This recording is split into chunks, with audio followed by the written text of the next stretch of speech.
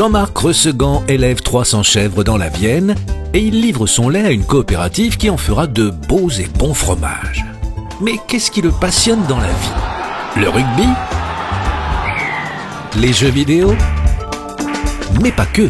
Donc je suis devenu éleveur parce que je suis un peu tombé dans la marmite quand j'étais petit, parce que j'ai toujours connu les chèvres. Moi, ma grand-mère avait déjà développé un peu l'élevage et j'ai toujours été passionné par les animaux. Et ce qui me plaît, c'est qu'aujourd'hui, j'ai réussi à faire la même chose avec mes enfants. Dans cette petite maison dans la prairie du Poitou, tout le monde participe au travail dans la joie et la bonne humeur. J'ai la chance de pouvoir travailler en famille, ils peuvent être avec moi. Depuis tout petit, c'est pareil, au moment des naissances, ils viennent nous aider, jouer avec les chevreaux, se rouler dans la paille. Donc c'est des moments importants pour moi de pouvoir le faire en famille. Dessine-moi une chèvre. Donc ici, on élève 300 chèvres, c'est la race Saanen. Ma préférée, Chaussette, c'est une histoire un peu particulière. Quand elle était petite, elle était très malade. On a réussi à la sauver et depuis, on est resté très proche d'elle parce qu'on avait tissé un lien particulier au cours de ses soins pendant tout l'hiver. Et celle-là, vous trouvez pas qu'elle ressemble à Chaussette, la mascotte de la famille? Mais on ne va pas vous faire un dessin pour être éleveur de chèvres. Il ne faut pas avoir peur de faire des journées bien remplies. Mes journées commencent ici, il est 7 h du matin, les chèvres se réveillent, on va les traire et les pailler. On commence à regarder comment est-ce qu'on porte, est-ce que tout le monde se lève, est-ce que tout le monde vient pour la traite, est-ce que tout le monde vient manger. Parce qu'il faut écouter ce qu'elles ont à nous dire et essayer de comprendre s'il y a quelque chose qui ne va pas, pourquoi. On se résume. Au début, il y a la chèvre.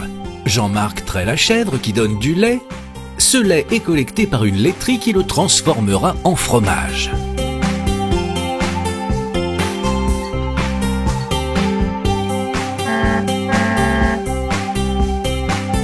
Fromage qui se retrouvera dans vos assiettes. C'est bon, ça tourne?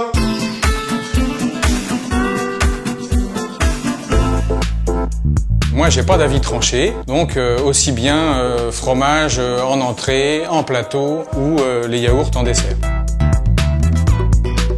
Moi, j'aime bien quand les saveurs se mélangent. Un vieux pinot très moelleux, très sucré, en opposition un peu avec un vieux fromage de chèvre très affiné, ou alors un fromage un peu plus jeune avec un vin blanc sec, ou un rosé avec un fromage blanc. Là encore, j'ai pas d'avis tranché, donc aussi bien en petit dé de tomes de chèvre à l'apéro que le plateau de fromage traditionnel ou en ingrédients sur une pizza ou dans une salade, les fromages à tout moment. Mais on ne pouvait pas terminer cette émission sans une petite dégustation. On est quand même là aussi pour ça, non ?